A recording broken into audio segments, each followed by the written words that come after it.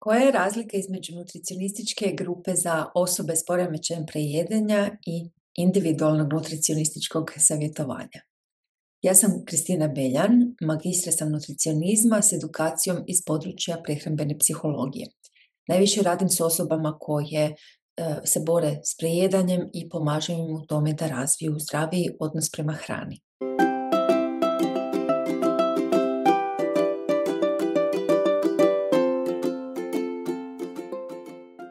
I individualno nutricionističko savjetovanje za osobe s poremećajem prejedanja imaju različite pristupe i mogu pružiti različite vrste podrške ovisno o potrebama pojedinca.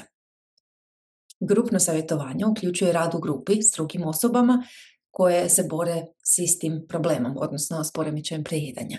Ovaj pristup pruža priliku za dijeljenje iskustava, primanje podrške od drugih sudionika i učenje kroz grupni rad.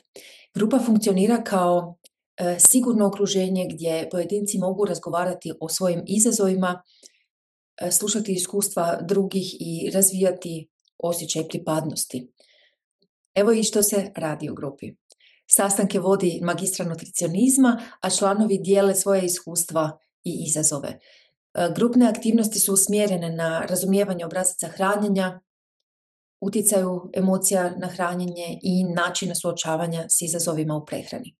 Razmjenjuju se strategije i savjeti unutar grupe uz podršku voditeljice. Prednost grupnog savjetovanja je podrška grupe.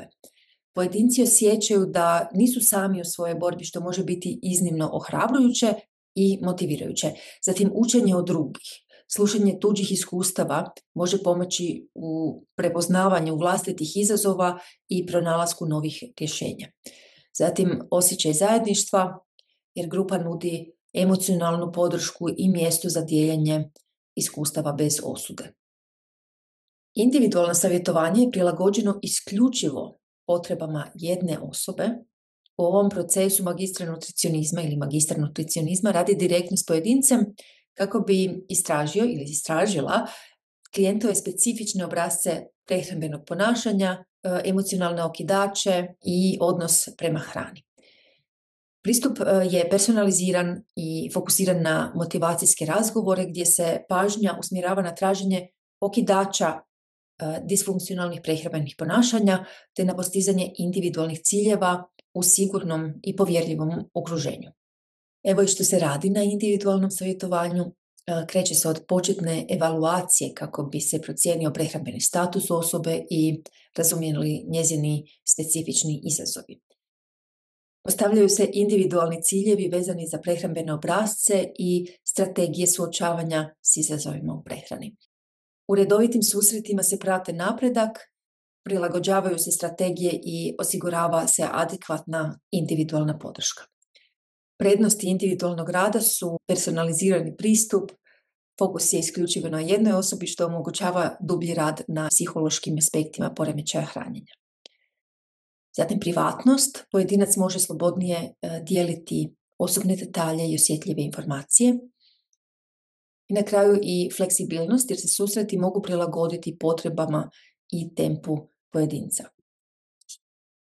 Oba pristupa imaju svoje prednosti, a izbor između grupnog i individualnog savjetovanja ovisi o preferencijama i potrebama pojedinca.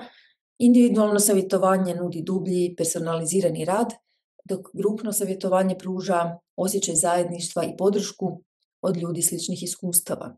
Mnogi stručnjaci preporučuju kombinaciju oba pristupa kako bi se postigao maksimalan uspjeh u procesu oporavka od poremećaja prejedanja. Također, važno je napomenuti da je kod poremećaja hranjenja nužna i psihološka pomoć stručnih osoba kao što su psihijatri, psiholozi i psihoterapeuti kako bi se radilo na emocionalnim i psihološkim faktorima koji utječu na održavanje poremećaja hranjenja.